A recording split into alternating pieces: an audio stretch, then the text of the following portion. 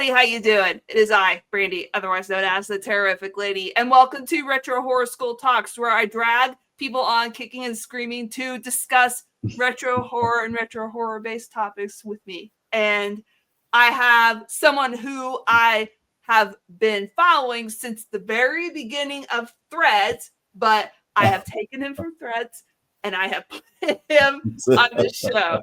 So this is Aleister Sharkwater, who is a horror podcaster. And we've had to reschedule, I think 3 times, but we're finally here. We're finally doing it. It's so great to have you here. Thank you so much for having me on. Yes. I'm very excited about the movie that we're going to be talking about today. But before we get into it, tell everybody about what you do in the horror world and with your horror podcast. Yes. I co-host Evil by Default podcast. We do movie reviews, interviews, also beer reviews, although we've kind of drifted away from that a little bit lately. Beer. No, there's some good spooky thing stuff. Me and my co-host both did the Angry Orchard with the Friday the 13th crossover they did this summer. Yeah. We still need to record something talking about how good it was, because although the pumpkin one was a very strange one. Pumpkin beer. That's kind pumpkin of cider. Okay. No, but that's about it. How have you been this week? No, it's been a really good week for me, especially horror-wise, especially since I got to, unrelated to the movie that we're talking about today, I got to see, finally for the first time, Osgood Perkins' The Black Coat's Daughter. And I really enjoyed it. So it's a recommendation besides the movie we're going to be talking about today. If you like his style, you'll like this movie. I think you will. But if you're not into slow burns, then I'd probably skip it. It's always the flip of a coin. You know, it feels like if you land right, it's great. If not, it's a lot of time for a setup, you know? Yeah. And it's just like, it just depends on whether you're into it or not.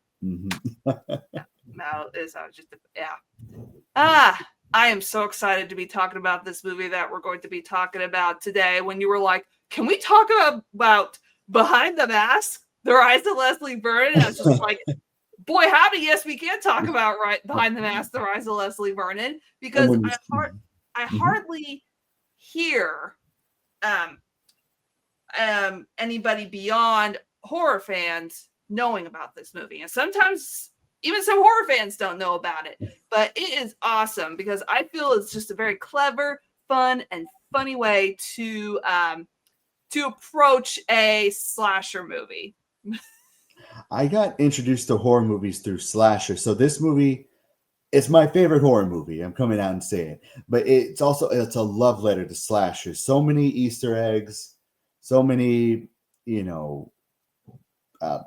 callbacks. I just love it. Yes, that's just pretty much my assessment. I love it so much. Can't wait to break it down. It rewards rewatches, so it never gets old, at least to me, no matter how many times I've seen it. Yeah. So I always like to start off by kind of asking, do you remember the first time that you saw this movie? Yes, very clearly. I remember back in the glory days of rental stores, I saw the cover and I was like, oh, Robert Englund's in it. Okay, that's enough. That's enough for me. That's a sell. And the cover looked really cool. The mask I really liked. And then I played it and I'm like, oh my God, that was incredible. And the twist, the twist was incredible. What stood out to you the most whenever you first saw it? It's not the most, like all of the documentary style, the way it flipped back and forth between the style, the camera style. It's like, I've seen movies like this, but going back and forth between documentary mode, it's like, here's the setup, here's what's going to happen. And then it never quite goes exactly how Leslie describes. Nope. You have to kind of wonder if Leslie himself is a reliable narrator or not. I first saw it on Shudder, I think about 4 or 5 years ago, and then they took it off. They took it off, and that's why I had Mm-hmm. to go hunt down that physical copy of the movie that I held up. So, do you own a physical copy of the movie? I did see before we recorded that you have the sequel comic book. That There's was not a a sequel, alas, but we've got a sequel comic book. I know. They had tried to get funding for a movie, but so instead they used the script to make the comic book, and oh my god, it's such a good follow up. More cameos, which I will not spoil in case you want to read that in the future and go over it again in an episode. But it's not just a great sequel, but it's also commentary on what's happened in horror movies since Behind the Mask came out, as far as like the new killers that come out, even with the state of the news these days. It's there was I'm not going to spoil too much, but there was a line Leslie had where it's like, by the time I came back out of hiding, I was 8 news cycles and 3 national tragedies old. It was crazy. Yeah, and depending on how popular this sequel comic book is, who knows? Maybe we will finally get the sequel that we've been wanting for years. Nathan Basil was on a podcast recently. There's always been the interest has been there. It's just always been a question of money, but they're talking to new people. Hopefully we get something in the near future. I know. Fingers crossed. Same here. Yay! And one of the cool things about this movie is that, the documentary style, and it breaks down slasher rules in a way that I feel that no other horror film has done. So it's very meta with its commentary. So Leslie goes through his approach, goes through how he trains. So a tiny bit of a backstory here. He has these documentary people who are following him around and doing almost just like here's how a slasher killer does this thing. So what part of his training or approach did you find the most fascinating or funny? The cardio is an important thing. Like, I know like when it comes to athletic stuff, if the cardio goes, that there goes, anything you're doing, it goes out the window because you're just like so there was that, and there was all the setup, like pre-cutting the tree branches, setting up, rigging up the axes and sledgehammers for like one shot, which does happen a lot in horror movies. Pretty much like one hit, bam, collapses.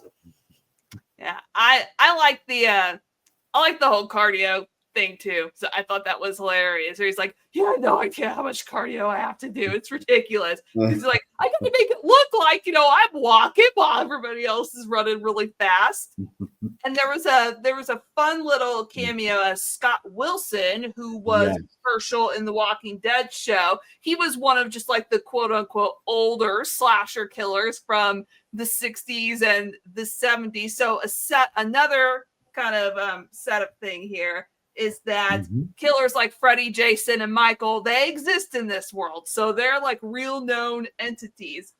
And so Scott Wilson's character is just like, back then it was all about the quantity of the work, how many jobs you could fit in and just like in a year. And I thought that was funny, like fun little commentary, because that's about how 70s proto slasher movies like kind of were. It's just like body count. I love that. First time you see him, he's in the deprivation chamber, so you can slow his heart rate. It's working on one of my favorite tropes. You think the killer is dead, or are they? Dun, dun, dun. And it kind of relates to the ending of this movie, which I will not spoil. Awesome. But as I mentioned, it is a documentary, mockumentary style film, and I love that approach that they took. How do you feel that this approach changes this movie as opposed to if they decided to film it like just a regular slasher movie? No, it definitely gives it that classic style. And it's also the fact with the documentary mode, like, okay, here's the plan. But then when you get to switch the styles, nothing goes according to plan. In the library scene, he kills the librarian, this house is clean. Zelda Rubinstein. Bella Rubenstein. And then Doc Halloran, Mr. Robert Englund, shows up. That was not in the original plan. Then at the end, when he goes through the night scene by like part by part, and you finally get to it, goes completely out of order compared to what he went over. So I do love the fact that you can never quite plan for exactly what happens. No. A little fun aside, the library scene, I liked whenever he was setting it up and he found that book, Paradise Lost. Found it. No, and that leads into who Leslie is as a character. He's very charismatic. He's not somebody that you would expect to be a slasher killer, and that's what makes it creepy, and at least like creepy-ish as far as Leslie goes. And the documentary crew gives us that outside perspective into who Leslie is and what he does. So do you feel that Leslie is the one that drives the story the most? After all, I mean, the movie is named after him, or do you feel that someone else kind of drives the story along with him or besides him? No, it's him and Taylor pretty much driving everything forward. Right when he showed up and he's all charming, I had showed it to a group and I was like, "Our killer for the night, ladies and gentlemen." And the way as charming as he is, no one quite believed like, oh, we're supposed to be scared of him. Give it time. Yeah, he's like from first class. It's just like, look here, like I'm this guy, and I'm just gonna tell you about what I do. And they didn't even really, I think, the documentary people take him all that seriously at first. They may have just been like, oh, ha ha, look at this crazy guy, like thinking that he's a slasher killer, and then the tables turn. Very quickly turns can be kind of scary if you make him mad. Yeah. And this movie is just a perfect blend. It blends, it's a horror comedy, so it blends humor. It has the horror moments. And then it also has, as I mentioned previously, that meta commentary, which was popularized with Scream. So Scream is the most probably well-known slasher that offers meta commentary on the genre itself. But going back to Behind the Mask, how do you feel that balance of comedy and horror and meta comedy? How do you feel that works for this movie?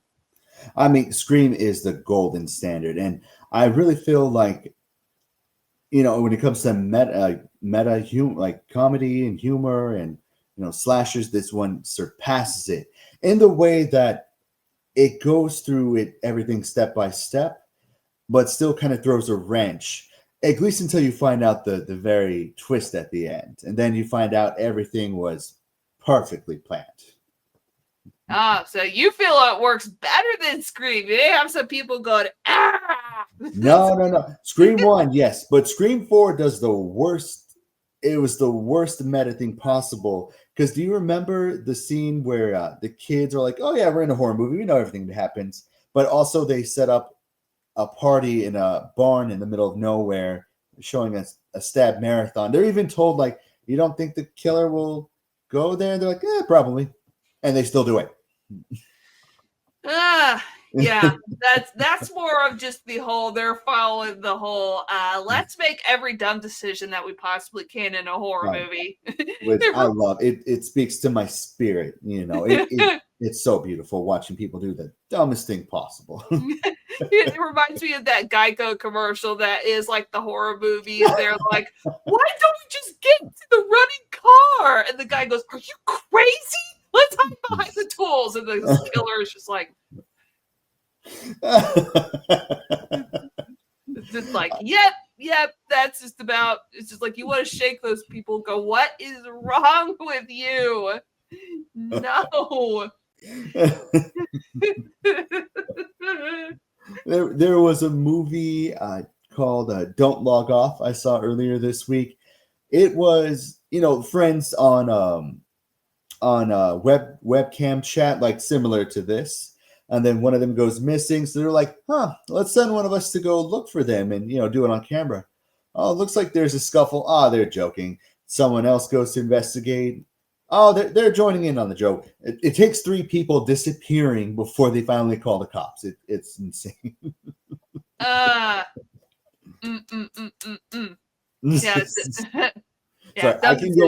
Sorry, I can go off track. You got to keep me focused. You got to keep me focused. No, it's just like dumb decisions in horror movies just make me just want to grab my hair and pull it out of my head. But I will refrain from that and cycle around back to Behind the Mask. It's okay that we get off on just tangents because it's perfectly fine. That's what we're all about. That's what we do sometimes is go off on tangents. But this movie, it's fun and it has some really fun Easter eggs and cameos. So you mentioned that this movie initially caught your eye because of 2 things: the way that Leslie's mask looked and Robert Englund. Yes, as the Dr. Loomis knockoff. I love it. Yeah, I'm Doc Halloran. Expect to see more of me. Also, I was super happy. I was showing it to my co-host, and Scott Wilson showed up on camera, and she had actually met him at a con. I didn't know that, and he was just super nice. Apparently, it really meant a lot to see him again on camera. Oh, he was a good cameo too. He's one that I wasn't expecting until they dug him up out of the girls. Like, oh my god, that's Scott Wilson. That's Herschel for The Walking Dead. No, cameos are just so much fun and fun little Easter eggs like that. How do those add to the experience and the overall movie? It's so rich. Even just to see Kane Hodder for a few seconds, it was beautiful. The Nightmare on Elm Street house. Exactly. I didn't know he was in the auditions for the original Nightmare on Elm Street. Apparently, I heard that during the Robert Englund documentary. Apparently, they said Kane Hodder was also in the running as well. Ooh, but he ended up as one of the best and most iconic slasher killers, Jason Voorhees. Of course. And who else? Also on the coffee table at Eugene's house, you see the Lamont configuration from Hellraiser. Mm-hmm. And also near the beginning of the movie, the Red Rabbit Lounge, which, if any diehards know, it's from John Carpenter's Halloween, 1978. Loomis picks up the matchbook, and it's from the Red Rabbit Lounge. So, also, you see not the original girls, but some girls playing jump rope in the background while Leslie showing him his process. A la Nightmare on Elm Street. And then just the idea of the general slasher tropes that he talks about. He's like, I go in case to find my group. I find the stoners. I find the jocks. I find what he calls a survivor girl. A little bit from column A, a little bit from column B.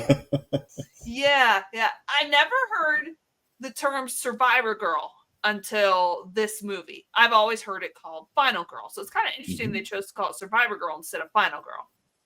You always got to be a little bit unique when it comes to your descriptions. I get it. Yeah, maybe they just wanted to have that distinction between the fact that it's a survivor girl, so she's going to survive, as opposed to a final girl. The final girl may be the last person standing at the end of all that, but is she initially going to survive? We don't know. No. So I guess I could see that fun, a little distinction there. And also one other thing I've noticed about this movie, kind of going back to this, you mentioned that it goes on like as a mockumentary. So it goes on mockumentary, and then sort of near, I think probably the last third of the movie, it flips, and it's almost like you're watching a regular movie, just a movie. Obviously this is a movie, so that's kind of a silly thing to say there. Like, but yeah, movie. But did that shift from mockumentary to regular movie? Was that jarring in any way for you? Did it affect the tension and the pacing, or were you just like, okay, well, this is cool, it's different? I mean, I did miss it when it first, like the third act when it's first started. I mean, I did miss the mockumentary note, but then once you get going and you realize, all the twists, like the way it goes off his original plan, especially when Kelly, his supposed survivor girl, goes on a branch and then falls, and you see Leslie right there. And you see Leslie right there, just look down and then look back up. You're like, okay, I have no idea where this is going now. It's off script. Geez. Yeah, that was, her death was not something that I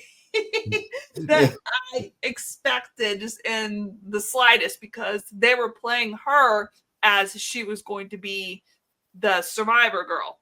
And when she wasn't, just like, well, what now? Like you mentioned, it just seems like though nothing was going according to plan. Nothing was going according to plan. Once I guess Taylor, that's her name. Once Taylor listened to the first kill and was just like, okay, no, we gotta stop this. And Leslie's like, no, we've got to do something look on your face, so you gotta get out of here. You gotta go. Secretly his fingers were like crossed that she would go back. Yeah, so because spoiler alert for people who don't know. Okay, it's Taylor that actually ends up being the survivor girl, not the other one. And he told her everything. I know, but then it all gets flippity floppity, and whatever he told her, she was just like, okay, this is what's gonna happen next, and it did. So it kind of kept her on her toes too, even though he told her everything. You want to hear something funny from the sequel comic book? Oh yes.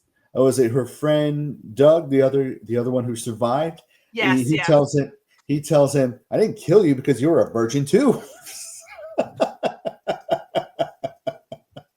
Oh jeez. He was like, what?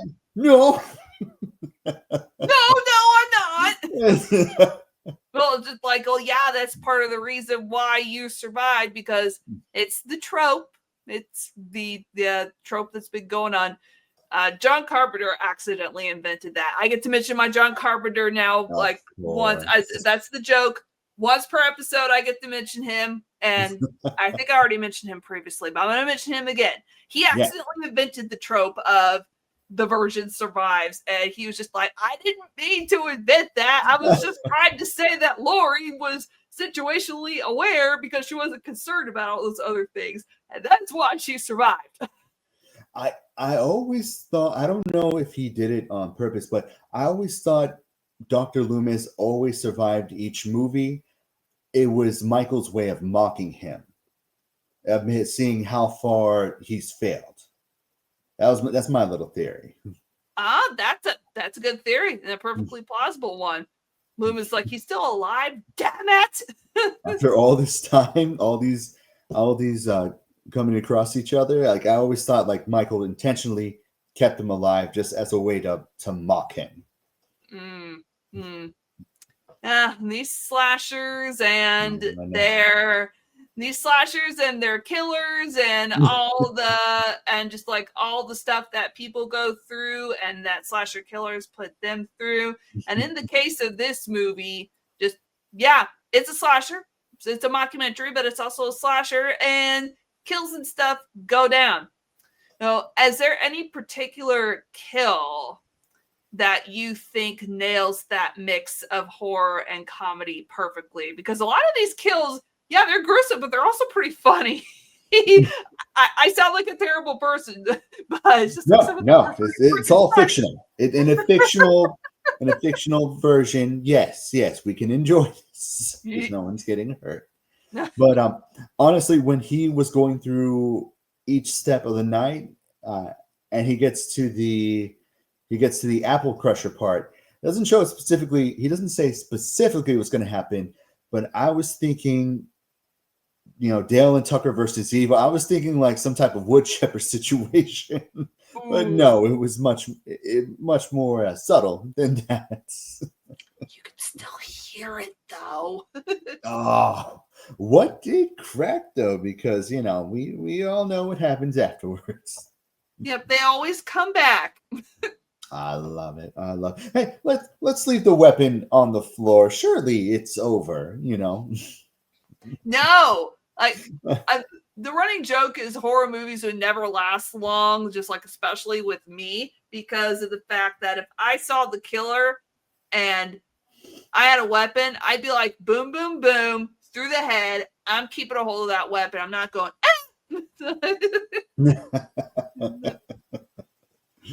No, what is one trope in a horror movie that you would just be like, no, I'm completely disregarding and ignoring it, and I'm going to do it my way? The trope, people going off separately are, as opposed to staying together in a group. That makes no sense to me. I know. It's like, we got to split up.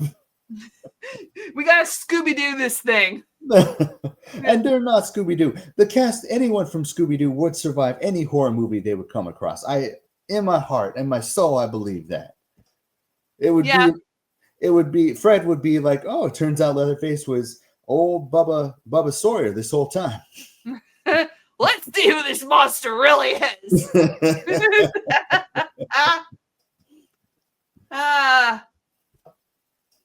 And behind the mask, as I mentioned previously, it didn't get a huge theatrical release, but it is beloved by horror fans, and it's gaining its kind of cult popularity through word of mouth. What do you feel about this movie, that it has just this cult appeal to it? It's a quality slasher flick. It has an incredible twist, packed with cameos. And honestly, like any of my friends, they give me the remote control. I'm going to be like, yo, I got something for you to watch. Anything that's not like Ready to Rumble or a Hot Tub Time Machine. Yeah, if we're doing horror, that's what I recommend. So that's your go-to.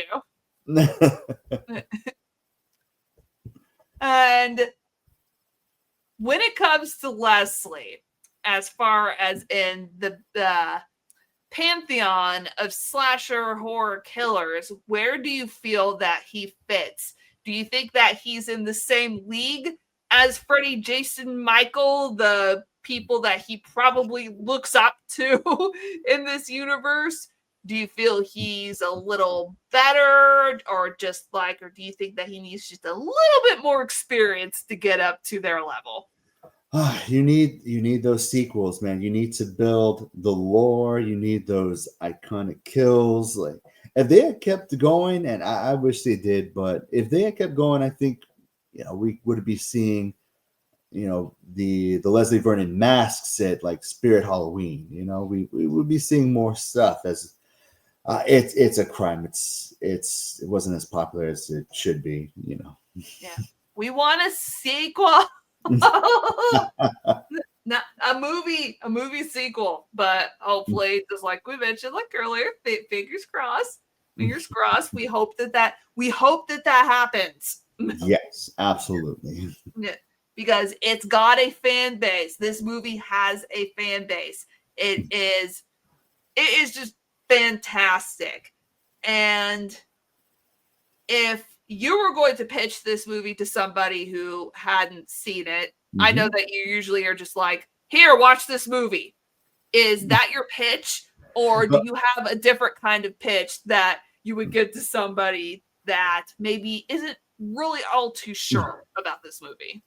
All I've ever, like, everyone knows I'm big into horror movies. All I have to say is this is my favorite horror movie, and that will do the job. That's it. That's it. It's worked so far. That's it's my favorite horror movie. All right. So then that must mean that they really trust your tastes. Oh, they trust me, but then again, I also showed them like the Japanese splatter gore movie, so they shouldn't trust me, but hey, I like splatter gore movies. It's so fun. It's so fun. Yeah, it's just my tastes, and I don't know about your horror taste, but my tastes run from the cheesiest B horror slasher gore fest of movies to things like A24 movies, The Witch, Hereditary, Midsommar, Black Coat's Daughter. So my horror taste runs pretty much the gamut from A to B. Like, I don't know what your kinds of tastes are. Now, like, can I watch movies about, the real monster is the trauma itself? I can watch it, but do I prefer someone dual wielding machetes against the undead? I prefer that. Slashers like you. Slashers are what I grew up on. I'm an 80s kid, so yes, I watched horror way too young, but slashers are always my favorite, and I tend to gravitate towards those, and that's why I gravitated a lot towards this movie, because here's my pitch to everybody. If you like horror, if you like slashers, if you like comedy, and you like fun commentary on the slasher subgenre itself, then Behind the Mask, I think, would be right up your alley. There's my pitch. There's my elevator pitch. That's a lot smoother than mine. Yours is just like less wordy than mine. It's just like, here, my favorite movie, watch it. And if it works, it works. Like, you gotta trust me, bro. You gotta trust me. Yeah. Just trust me. Trust me, bro. Come on. All right. Oh my gosh. I can't believe that. I can't believe we are already to the portion of the podcast that I like to call the Retro Lightning Round. Oh, okay. Oh my goodness. Like, we had so much fun talking about this movie that we're already just to the Retro Lightning Round bonus round questions that I do at the end of every show, or near the end of every show. So I've got some questions related to this movie, and you give me the first answer that pops into your head, and you can leave it at that, or you can expand on your answer as much as you want. Are you ready? Let's go. Okay, first question. If Leslie Vernon gave you a tour of his kill prep routine, what part would freak you out the most? It's gotta be like I said, the apple crusher scene. I'm like, what's gonna happen with this? I don't know. He doesn't say where, like, what body part goes where. I'm like, what's going on? Does my hand go in there, then he cranks it, or what was going on? Yeah, you can use it to crush a head. You can use it to crush a hand, break an arm, break a leg, break a foot. It's just like, I don't know what part goes in there, but just the idea of it. Ugh. The next question. Would you try to outsmart Leslie, hide, or run like hell, and why? Best bet is to get everyone running in one direction. Yes, because unfortunately, there are going to be people slower. I might be one of those slower people, but he can't catch up to everyone at the same time. It's a numbers thing. Or as opposed to if you hide, once he finds you, you're going to run anyway. So might as well get one thing out of the way. And that goes along with the horror trope that you hate of everybody splitting up. Just like, no, we are staying together and we are getting the hell out of here. Absolutely. No. All right, next question. If there was one horror icon cameo that you would pick to help you survive Leslie's wrath, who would you pick? Are we talking character or actor? Character. Character. Okay, this is gonna be weird, but just bear with me. Tim Curry's character from Clue. Oh. Not only running around, but has that brain that can go instantly from step A, point B, point C, like figure everything out very quickly. An interesting choice. This is not one that I would have thought of, but that's awesome. That is awesome. All right, next question. What is the most creative everyday object that you could use to escape a slasher killer like Leslie? I would have to say anything that can be used to slick the floors. Like I'm talking Vaseline, baby oil. Everyone's intimidating until you hit like a slicked floor, and then they're like, they're bashing their head and getting a concussion. Then it just gives you time to get away. I also heard that theory of during a zombie apocalypse, just get a bucket of baby oil, cover your car into it. Zombies can't hold on to it. Yeah. Oh, interesting. I'll remember that if we ever have a zombie apocalypse. All right, next question. What Leslie Vernon rule would you actually try to follow if you were in a horror movie? At my age, it would probably be don't hang around any virgins, because most of my friends are either on their like first, second, third of like marriage. So that's not a concern with my group. Okay. Yeah, I think that would be a safe bet. Because then at least you know that you have a shot at survival. No, he's not targeting anybody in my friend group, so it's all good. Yeah, and then he'd be like confused as to who he should go after. It's like, oh, wait a second. what am I doing? No. Then next question. What is the one scene that you'd show to a friend to sell them on how clever this movie is? Hands down, the library scene. Okay, because that has got everything. The humor, the switches between filming styles, the cameos, everything. That's all I'd have to show to get someone just hooked in. All right. And now the last and final question of the Retro Lightning Round. What is the horror hill that you're willing to die on when it comes to this movie?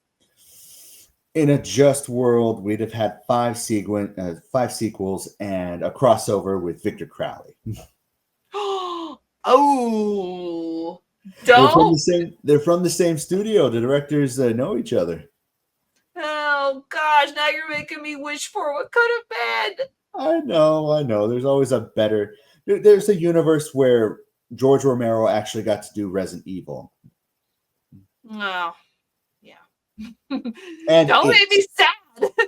And he was originally attached to it, but then they cut his filming time in half. He was like, okay. He didn't really like studio interference, so it doesn't surprise me. But what blows my mind is you've got George Romero, who pretty much revolutionized the zombie subgenre, started a whole freaking subgenre, and you're like, nah, I don't want him to direct Resident Evil. Forget it. It's like, what were you thinking, studios? There is a documentary out on Tubi about it, about the process and how everything kind of got lost. I need to see it. I love me too. Yeah, me too. It's just like I'm a big Romero fan, so that's one that I will probably have to put on the list of my giant list of things still need to watch. It's impossible to watch everything. Just find what you think you'll love. Can't go wrong. I would say that is very, very good advice. So before we officially now wrap everything up, as I mentioned, if you have not seen Behind the Mask, or if it's been a while since you've seen Behind the Mask, you need to see it or see it again. So it's a freaking awesome movie. If you're looking for it on streaming, I can't say with 100% certainty that it is anywhere, but you might be able to, if you search online, find yourself a physical copy. Physical media rocks. I know. And if you have a lot of and if you find it, you like it, and you got some, it's pretty priced, but if you have some extra bucks, I highly recommend Sequel Comic Book. Track it down if you can. Yes. I looked very briefly to see where Behind the Mask is on streaming. It looks like if you have an AMC Plus subscription, it is available there. Otherwise, you can rent it from YouTube, Google Play, Apple TV, or Amazon Prime. Is it back on Shudder? It says Shudder. No, that's a rating. Damn it. I got like really excited, but yeah. So it's available on AMC Plus if you got that. And the other places that I mentioned to rent, it's $3.99. So $4. It's well worth the $4 if you want to rent it and see it.